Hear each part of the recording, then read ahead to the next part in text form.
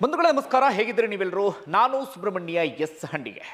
ಬಂಧುಗಳೇ, ಸ್ವಲ್ಪ ಹೊತ್ತಿಗೆ ಸುದ್ದಿ ಬರುತ್ತೆ, ಪ್ರಧಾನಿ ನರೇಂದ್ರ ಮೋದಿ 8 ಗಂಟೆಗೆ ಭಾಷಣವನ್ನು ಮಾಡ್ತಾರೆ ಅಂದಾಗ ಸಹಜವಾಗಿ ಎಲ್ಲರಲ್ಲೂ ಕೂಡ ಕುತೂಹಲ ಜಾಸ್ತಿ ಆಯಿತು. ಯಾಕಂದರೆ ಉಗ್ರರ ದಾಳಿ ಆದ ಬಳಿಕ ಬಿಹಾರ ಚುನಾವಣಾ ರ್ಯಾಲಿಯಲ್ಲಿ ಕಾಣಿಸ್ಕೊಂಡಂಥ ನರೇಂದ್ರ ಮೋದಿ ಉಗ್ರರಿಗೆ ತಕ್ಕ ಶಾಸ್ತಿಯನ್ನು ಮಾಡ್ತೀವಿ ಎನ್ನುವ ರೀತಿಯಲ್ಲಿ ಎಚ್ಚರಿಕೆಯನ್ನು ಕೊಟ್ಟಿದ್ದರು. ಅದಾದ ಬಳಿಕ ಆಪರೇಷನ್ ಸಿಂಧೂರ ಆಗತ್ತೆ, ಕದನ ವಿರಾಮ ಘೋಷಣೆ ಆಗುತ್ತೆ, ಕದನ ವಿರಾಮದ ವಿಚಾರದಲ್ಲಿ ಅಮೆರಿಕ ಮಧ್ಯಪ್ರವೇಶವನ್ನು ಮಾಡುತ್ತೆ.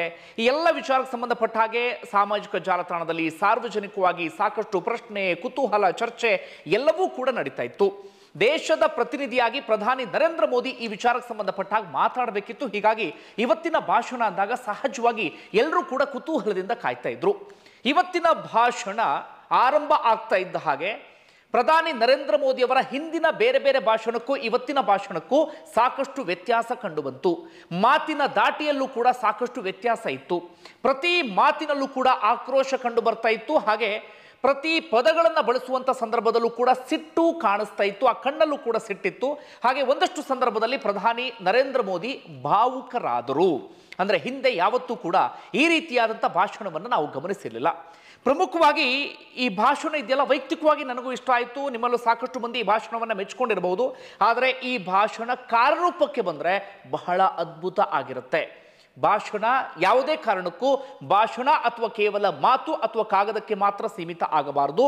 ಇದೆಲ್ಲವೂ ಕೂಡ ಕಾರ್ಯರೂಪಕ್ಕೆ ಬಂದರೆ ಬಹಳ ಅದ್ಭುತವಾದಂಥ ಕೆಲಸ. ಪ್ರಮುಖವಾಗಿ ಆದಂಥ ವಿಚಾರ ಅಂದರೆ, ಇಲ್ಲಿವರೆಗೆ ಪಾಕಿಸ್ತಾನಕ್ಕೆ ಬೇರೆ ಬೇರೆ ಸಂದರ್ಭದಲ್ಲಿ ನೇರವಾದಂಥ ಎಚ್ಚರಿಕೆಯನ್ನು ಕೊಟ್ಟಿರಲಿಲ್ಲ. ಪಾಕಿಸ್ತಾನ ನೆರೆ ರಾಷ್ಟ್ರ ಎನ್ನುವ ಕಾರಣಕ್ಕಾಗಿ ಬೇರೆ ಬೇರೆ ಕಾರಣಗಳಿಗಾಗಿ ಬೇರೆ ಬೇರೆ ಸಂದರ್ಭದಲ್ಲಿ ಕೇವಲ ಪರೋಕ್ಷವಾದಂಥ ಎಚ್ಚರಿಕೆಯನ್ನು ಮಾತ್ರ ಕೊಡಲಾಗ್ತಾ ಇತ್ತು. ಆದರೆ ಇವತ್ತಿನ ಭಾಷಣದಲ್ಲಿ ಪಾಕಿಸ್ತಾನಕ್ಕೆ ನೇರವಾದಂಥ ಎಚ್ಚರಿಕೆಯನ್ನು ಕೊಡಲಾಗಿದೆ.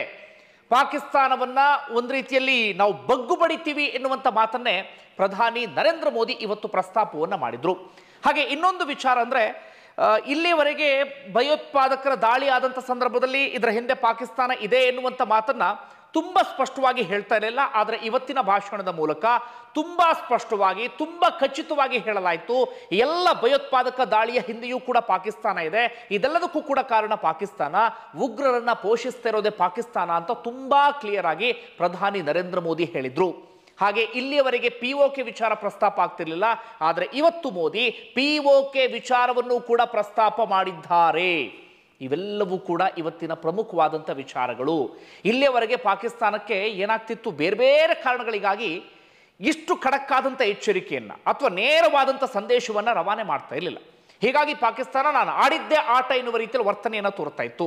ಕದನ ವಿರಾಮಕ್ಕೆ ಅಂಗಲಾಚೋದು, ಕದನ ವಿರಾಮ ಘೋಷಣೆ ಅನ್ನೋದು, ಮತ್ತೆ ಬಂದು ಕದನ ವಿರಾಮವನ್ನು ಉಲ್ಲಂಘನೆ ಮಾಡೋದು, ಅದಾದ ಬಳಿಕ ನಾವು ಯುದ್ಧ ಗೆದ್ವಿ ಎನ್ನುವಂಥ ಮಾತನ್ನು ಹೇಳೋದು, ಅಣ್ವಸ್ತ್ರವನ್ನು ಪ್ರಯೋಗ ಮಾಡ್ತೀವಿ ಅಂತ ಹೆದರಿಸೋದು, ನಾವು ಹಾಗೆ ಮಾಡಿಬಿಡ್ತೀವಿ, ಹೀಗೆ ಮಾಡಿಬಿಡ್ತೀವಿ, ಭಾರತದ ರಫೇಲನ್ನು ಹೊಡೆದಾಕಿದ್ವಿ, ಇಂತಹ ಮಾತುಗಳೇ ಕೇಳಿ ಬರ್ತಾ ಇತ್ತು.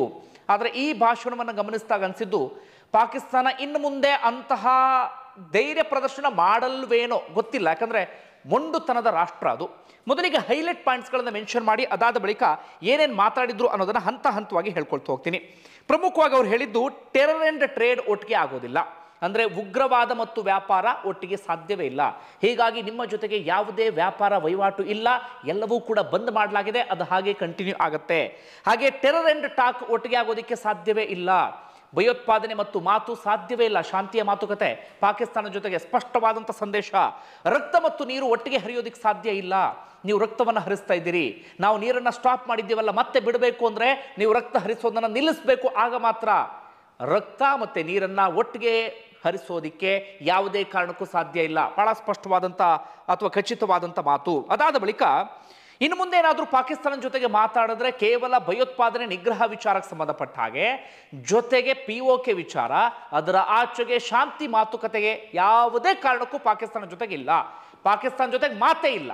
ಮಾತಾಡ್ತೀವಿ ಅಂದರೆ ಭಯೋತ್ಪಾದನೆ ಬಗ್ಗೆ ಮಾತಾಡಬೇಕು, ಭಯೋತ್ಪಾದಕರಿಗೆ ಆಶ್ರಯ ಕೊಡೋದನ್ನು ನಿಲ್ಲಿಸಬೇಕು, ಅವರ ನೆಲೆಗಳನ್ನು ಧ್ವಂಸಗೊಳಿಸಬೇಕು, ಅವರಿಗೆ ಬರುವಂಥ ಫಂಡನ್ನು ಕಡಿತಗೊಳಿಸಬೇಕು, ಅಷ್ಟಕ್ಕೆ ಮಾತ್ರ ಮಾತು ಸೀಮಿತ. POK ಸ್ಪಷ್ಟವಾದಂಥ ಸಂದೇಶ, POK ನಮ್ಮದು, POK ನಮ್ಮ ಮುಕುಟಮಣಿ, ನಮ್ಮಿಂದ ಕಿತ್ಕೊಂಡಿದ್ದೀರಿ, ಯಾವತ್ತಿದ್ರೂ ಕೂಡ ಅದು ನಮ್ಮದೇ, ನಾವು ಯಾವುದೇ ಕಾರಣಕ್ಕೂ ನಿಮಗೆ ಬಿಟ್ಕೊಡೋದಿಲ್ಲ. ಇನ್ನೇನಾದರೂ ಮಾತುಕತೆ ಆದರೆ ಅದು POKಗೆ ಸಂಬಂಧಪಟ್ಟ ಹಾಗೆ. ನನ್ನ ಪ್ರಕಾರ ಇದು ಕೇವಲ ಭಾಷಣ ಮಾತಿಗೆ ಸೀಮಿತ ಆಗಬಾರದು. POKಯನ್ನು ವಶಕ್ಕೆ ತೆಗೆದುಕೊಂಡಾಗ ಮಾತ್ರ ಪಾಕಿಸ್ತಾನಕ್ಕೊಂದು ಬುದ್ಧಿ ಕಲಿಸೋದಕ್ಕೆ ಸಾಧ್ಯ. ಇದ್ಯಾವುದೋ ಭಾವೋದ್ವೇಗದ ಮಾತಲ್ಲ. ಅಥವಾ ಇನ್ಯಾವುದೋ ಕಾರಣಕ್ಕಾಗಿ ಹೇಳ್ತಿರೋದಲ್ಲ. ಯಾಕಂದ್ರೆ ಅಷ್ಟೊಂದು ಸಮಸ್ಯೆಗಳಲ್ಲೂ ಕೂಡ ಸೃಷ್ಟಿಯಾಗ್ತಿರೋದು ಆ POKಯಿಂದಾಗಿ. ಅಲ್ಲಿ ಉಗ್ರ ನೆಲೆಗಳನ್ನು ನಿರ್ಮಿಸಲಾಗಿದೆ, ಅಲ್ಲಿಂದ ನಾಗರಿಕರ ಮೇಲೆ ದಾಳಿಯನ್ನು ಮಾಡಲಾಗ್ತಾ ಇದೆ. ಹೀಗಾಗಿ ಆ POK ವಿಚಾರದಲ್ಲಿ ಭಾಷಣ ಮಾಡಿದ ರೀತಿಯಲ್ಲಿ ಒಂದು ಗಟ್ಟಿ ನಿರ್ಧಾರವನ್ನು ತೆಗೆದುಕೊಳ್ಬೇಕಾಗತ್ತೆ. ಇವತ್ತು POK ವಿಚಾರವನ್ನು ನರೇಂದ್ರ ಮೋದಿಯವರೇ ಪ್ರಸ್ತಾಪ ಮಾಡಿದ್ದಾರೆ ಅಥವಾ ದೇಶದ ಪ್ರಧಾನಿಯೇ ಪ್ರಸ್ತಾಪ ಮಾಡಿದ್ದಾರೆ ಅಂದಾಗ ಬಹಳ ಪ್ರಮುಖವಾದಂಥ ವಿಚಾರ ಆಗತ್ತೆ. ಅದಾದ ಬಳಿಕ ಕದನ ವಿರಾಮಕ್ಕೆ ಸಂಬಂಧಪಟ್ಟಾಗ ಬಹಳ ಚರ್ಚೆ ಆಗ್ತಾ ಇತ್ತು. ಪಹಲ್ಗಾಮ್ನಲ್ಲಿ 26 ಮಂದಿನ ಬಲಿ ತೆಗೆದುಕೊಂಡ್ರು. ಈ ಗಡಿ ಭಾಗದಲ್ಲಿ ನಿಂತು 20ಕ್ಕೂ ಅಧಿಕ ನಾಗರಿಕರನ್ನ ಬಲಿ ತೆಗೆದುಕೊಂಡ್ರು. ಭಾರತ ಮೇಲೆ ಡ್ರೋನ್ ಅಟ್ಯಾಕ್ ಮಾಡಿದ್ರು, ಮಿಸೈಲ್ ಅಟ್ಯಾಕ್ ಮಾಡಿದ್ರು, ಜೆಟ್ಗಳ ಮೂಲಕ ಅಟ್ಯಾಕ್ ಮಾಡಿದ್ರು. ಮತ್ತೆ ಮತ್ತೆ ಭಾರತವನ್ನು ಹಿಂಸಿಸುವಂತ ಕೆಲಸವನ್ನ ಪಾಕಿಸ್ತಾನ ಮಾಡ್ತು. ಕದನ ವಿರಾಮ ಎಷ್ಟರ ಮಟ್ಟಿಗೆ ಸರಿ ಅಂತ ಇವತ್ತು ಹೇಳಿದ್ದಾರೆ. ಪ್ರಮುಖವಾದಂಥ ಒಂದು ಘೋಷಣೆಯನ್ನು ಮಾಡಿದ್ದಾರೆ. ಇದು ಕದನ ವಿರಾಮ ಅಲ್ಲ, ಕೇವಲ ಅಲ್ಪ ವಿರಾಮ ಅಷ್ಟೇ. ಮತ್ತೆ ಕೆಣಕಿದ್ರೆ ನಾವು ಸುಮ್ಮನಿರೋದಿಲ್ಲ, ಅದೇ ಧಾಟಿಯಲ್ಲಿ ಅದೇ ರೀತಿಯಲ್ಲಿ ಉತ್ತರವನ್ನು ಕೊಡ್ತೀವಿ ಅನ್ನುವಂಥ ಮಾತನ್ನು ಹೇಳಿದ್ದಾರೆ. ಹಾಗೆ ಇನ್ನೊಂದು ಮಾತು ಬಂತು, ಈ ರೀತಿಯಲ್ಲೇ ಪದವನ್ನು ಬಳಸಲಾಗಿದೆ. ಪಾಕಿಸ್ತಾನ ಬಾಲ ಬಿಚ್ಚಿದ್ರೆ, ನಮ್ಮ ತಂಟೆಗೆ ಬಂದ್ರೆ ನುಗ್ಗಿ ಹೊಡಿತೇವೆ. ಪಾಕಿಸ್ತಾನಕ್ಕೆ ಈಗಾಗಲೇ ನುಗ್ಗಿ ಹೊಡೆದಿದ್ದೇವೆ, ಮತ್ತೆ ಮುಂದಿನ ದಿನಗಳಲ್ಲೂ ಕೂಡ ಪಾಕಿಸ್ತಾನಕ್ಕೆ ನುಗ್ಗಿ ಹೊಡಿತೇವೆ ಎನ್ನುವಂಥ ಮಾತನ್ನು ಹೇಳಿದ್ದಾರೆ. ಅಥವಾ ಪಾಕಿಸ್ತಾನಕ್ಕೊಂದು ವಾರ್ನಿಂಗ್ ಅಥವಾ ಎಚ್ಚರಿಕೆಯನ್ನು ಕೊಡಲಾಗಿದೆ. ಹಾಗೆ ಮಾತೆತ್ತಿದ್ರೆ ಅಣ್ವಸ್ತ್ರವನ್ನು ಬಳಸ್ತೀವಿ, ನಮ್ಮ ಹತ್ರ ನ್ಯೂಕ್ಲಿಯರ್ ಇದೆ ಎನ್ನುವಂಥ ಮಾತನ್ನು ಹೇಳ್ತಿರಲ್ಲ, ಅಣ್ವಸ್ತ್ರ ದಾಳಿಗೆ ಬೆದರುವಂಥ ಮಾತೇ ಇಲ್ಲ. ಒಂದು ಹಂತಕ್ಕೆ ಭಾರತ ಆ ಅಣ್ವಸ್ತ್ರ ಇಟ್ಕೊಂಡಿತ್ತಲ್ಲ ಪಾಕಿಸ್ತಾನ, ಅದರ ಸಮೀಪವೇ ದಾಳಿ ಮಾಡಿದೆ. ಸ್ವಲ್ಪ ಆಗಿದ್ರೂ ಕೂಡ ಆ ಅಣ್ವಸ್ತ್ರ ಸಂಗ್ರಹಾಗಾರ ಇತ್ತಲ್ಲ, ಅದರ ಮೇಲೂ ಕೂಡ ದಾಳಿಯಾಗುವಂಥ ಸಾಧ್ಯತೆ ಇತ್ತು. ಹೀಗಾಗಿಯೇ ಪ್ರಧಾನಿ ನರೇಂದ್ರ ಮೋದಿ ಹೇಳಿದ್ದು, ಅಣ್ವಸ್ತ್ರವನ್ನ ಇಟ್ಕೊಂಡು ನಾವು ಹೆದರಿಸ್ತೀವಿ, ಹಾಗೆ ಮಾಡ್ತೀವಿ, ಹೀಗೆ ಮಾಡ್ತೀವಿ ಅಂದರೆ ನಿಮ್ಮ ಬ್ಲ್ಯಾಕ್ ಮೇಲ್ ನಡೆಯೋದಿಲ್ಲ ಅಂತ ಸ್ಪಷ್ಟವಾಗಿ ಇವತ್ತಿನ ಭಾಷಣದಲ್ಲಿ ಉತ್ತರವನ್ನು ಕೊಟ್ಟರು. ಆದರೆ ಅಮೆರಿಕ ವಿಚಾರ ಯಾಕೋ ಪ್ರಸ್ತಾಪ ಆಗಲಿಲ್ಲ. ಹಾಗೆ ಏನೇನು ಭಾಷಣವನ್ನು ಹೇಗೆ ಶುರು ಮಾಡಿಕೊಂಡ್ರು ಅನ್ನೋದಕ್ಕೆ ಬರೋಣ. ಈಗ ಆರಂಭದಲ್ಲಿ ಉಗ್ರರ ದಾಳಿಯನ್ನು ಬಲವಾಗಿ ಖಂಡಿಸಿದ್ರು. ವೈಯಕ್ತಿಕವಾಗಿ ನನಗೆ ನೋವಾಗಿದೆ. ಹಾಗೆ ಹೆಣ್ಣು ಮಕ್ಕಳ ಎದುರೇ ಅವರ ಗಂಡಂದರನ್ನು ಕೊಲ್ಲಲಾಗಿದೆ, ಅವರ ಸಿಂಧೂರವನ್ನು ಅಳಿಸಲಾಗಿದೆ, ಧರ್ಮವನ್ನು ಕೇಳಿ ಹತ್ಯೆಯನ್ನು ಮಾಡಿದ್ದಾರೆ. ಇದು ಅತ್ಯಂತ ಭೀಕರವಾದಂಥ ಘೋರವಾದಂಥ ಕೃತ್ಯ. ಆ ಕಾರಣಕ್ಕಾಗಿ ಭಯೋತ್ಪಾದಕರ ವಿರುದ್ಧ ಪ್ರತೀಕಾರವನ್ನು ತೀರಿಸಿಕೊಂಡ್ವಿ. ಪಾಕಿಸ್ತಾನಕ್ಕೆ ನುಗ್ಗಿ 100ಕ್ಕೂ ಅಧಿಕ ಭಯೋತ್ಪಾದಕರ ರುಂಡವನ್ನು ಚೆಂಡಾಡಿದ್ವಿ. ಹಾಗೆ ಭಯೋತ್ಪಾದಕರಿಗೆ ಒಂದು ಪಾಠ ಕಲಿಸುವಂಥ ಕೆಲಸ ಆಯಿತು. ನೆಲೆಯನ್ನು ಕೂಡ ಧ್ವಂಸಗೊಳಿಸಿದ್ದೇವೆ. ಈ ಸಂದರ್ಭದಲ್ಲಿ ಪಾಕಿಸ್ತಾನ ನಮಗೆ ಥ್ಯಾಂಕ್ಸ್ ಹೇಳಬೇಕಿತ್ತು, ಉಗ್ರರನ್ನ ನಾಶ ಮಾಡಿದ ಕಾರಣಕ್ಕಾಗಿ. ಆದರೆ ಹಾಗಾಗಲಿಲ್ಲ. ಪಾಕಿಸ್ತಾನ ನಮ್ಮ ಮೇಲೆ ಪ್ರತಿ ದಾಳಿಗೆ ಬಂತು. ಅಷ್ಟು ಮಾತ್ರ ಅಲ್ಲ, ಪಾಕಿಸ್ತಾನ ಉಗ್ರರ ಅಂತ್ಯಕ್ರಿಯೆಯಲ್ಲಿ ಭಾಗಿಯಾಯಿತು. ಸೇನಾಧಿಕಾರಿಗಳು ಭಾಗಿಯಾದರು.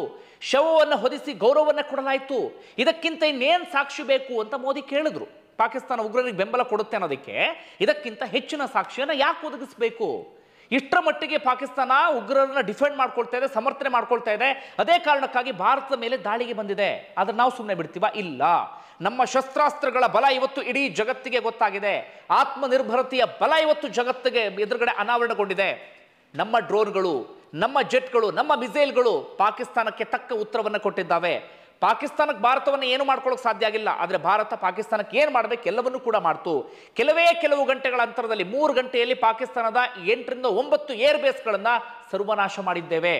ಯಾವುದಕ್ಕೂ ಒಂದು ಮೂಲ ಇತ್ತೋ, ಬೇಸ್ ಇತ್ತೋ, ಏರ್ ಬೇಸ್ ಇತ್ತೋ, ಅಲ್ಲಿ ಡ್ರೋನನ್ನು ಹಾರಿಸ್ತಾ ಇದ್ರು, ಇನ್ನೊಂದನ್ನು ಹಾರಿಸ್ತಾ ಇದ್ರು, ಏರ್ ಜೆಟ್ಗಳನ್ನು ಇಟ್ಟಿದ್ರು, ಅದೆಲ್ಲವನ್ನು ಕೂಡ ನಾವು ಧ್ವಂಸಗೊಳಿಸಿದ್ದೇವೆ.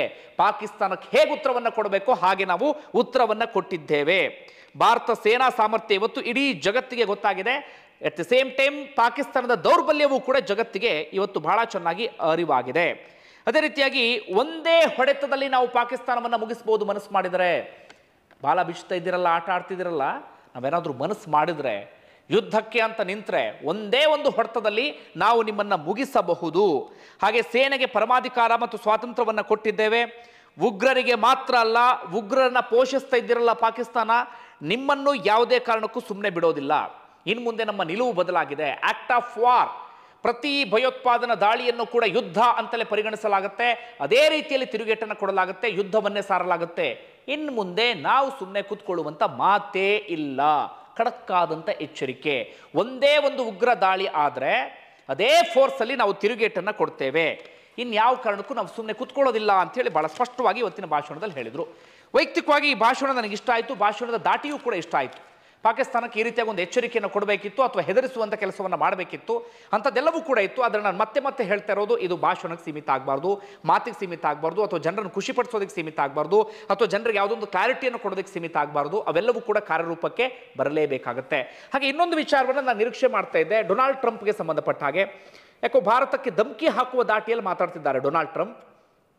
ಈ ಹಿಂದೆ ಏನಾಗಿತ್ತು, ಡೊನಾಲ್ಡ್ ಟ್ರಂಪ್ ಮಧ್ಯಪ್ರವೇಶ ನಿಮ್ಮೆಲ್ಲರಿಗೂ ಕೂಡ ಗೊತ್ತೇ ಇದೆ.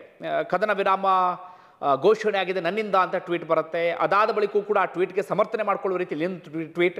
ಇವತ್ತು ಇನ್ನೊಂದು ಹೆಜ್ಜೆ ಮುಂದೆ ಹೋಗಿ ನಾವು ಭಾರತ ಮತ್ತು ಪಾಕಿಸ್ತಾನಕ್ಕೆ ಹೇಳಿದ್ವಿ, ನಮ್ಮ ಜೊತೆಗಿನ ವ್ಯಾಪಾರವನ್ನು ಬಂದ್ ಮಾಡಿಸ್ತೀವಿ, ನೀವು ಕದನ ವಿರಾಮ ಒಪ್ಪಿಗೆಯನ್ನು ಸೂಚಿಸಿಲ್ಲ ಎನ್ನುವಂಥ ರೀತಿಯಲ್ಲಿ ಹೇಳಿದೆ. ಆ ಕಾರಣಕ್ಕಾಗಿ ಕದನ ವಿರಾಮ ಘೋಷಣೆ ಆಯಿತು. ಕದನ ವಿರಾಮದ ಕ್ರೆಡಿಟ್ ನನಗೆ ಸಿಗಬೇಕು ಎನ್ನುವಂಥ ಮಾತನ್ನು ಟ್ರಂಪ್ ಹೇಳ್ತಾ ಇದ್ದಾರೆ. ಅದಕ್ಕೊಂದು ಕ್ಲಾರಿಟಿಯನ್ನು ಮೋದಿಯಿಂದ ನಿರೀಕ್ಷೆ ಮಾಡಿದ್ವಿ, ಯಾಕೋ ಏನೋ ಮಾತಾಡಿಲ್ಲಪ್ಪ. ಮಾತಾಡಬೇಕಿತ್ತು. ಅಮೇರಿಕಾಗೊಂದು ಎಚ್ಚರಿಕೆಯನ್ನು ಕೊಡಬೇಕಿತ್ತು. ನೀವು ಯಾರು ಮಧ್ಯಪ್ರವೇಶವನ್ನು ಮಾಡೋದಕ್ಕೆ ಅಥವಾ ಮಧ್ಯಸ್ಥಿಕೆಯನ್ನು ವಹಿಸೋದಕ್ಕೆ, ನಮ್ಮ ದೇಶವನ್ನು ನಾವು ನೋಡ್ಕೊಳ್ತೀವಿ, ಏಕಪಕ್ಷೀಯ ನಿರ್ಧಾರ ತೆಗೆದುಕೊಳ್ತೀವಿ, ಯಾಕೆ ಸುಳ್ಳು ಹೇಳ್ತಿದ್ದೀರಿ ಎನ್ನುವ ರೀತಿಯಲ್ಲಿ ತಿರುಗೇಟನ್ನು ಕೊಡಬೇಕಿತ್ತು. ತಿರುಗೇಟನ್ನು ಕೊಟ್ಟಿಲ್ಲ ಅಂತ ಆಗ್ಬಿಟ್ರೆ ಅದು ಹೇಗಾಗ್ಬಿಡುತ್ತೆ ಅಂದರೆ ಅಮೇರಿಕದ ಮುಂದೆ ತಲೆಬಾಗಿದ ರೀತಿಯಲ್ಲಿ ಆಗುತ್ತೆ. ನೋಡೋಣ ಮುಂದೆ ಏನಾದರೂ ಆಗಬಹುದು ಅಂತೇಳಿ. ಇವತ್ತು ಮಾತ್ರ ಏನೂ ಆಗಿಲ್ಲ. ನಿಮ್ಗೆ ಏನಿಸುತ್ತೆ ಕಮೆಂಟ್ ಬಾಕ್ಸಲ್ಲಿ ಮೆನ್ಷನ್ ಮಾಡಿ. ಧನ್ಯವಾದ ವಿಡಿಯೋ ನೋಡಿದ್ದಕ್ಕೆ.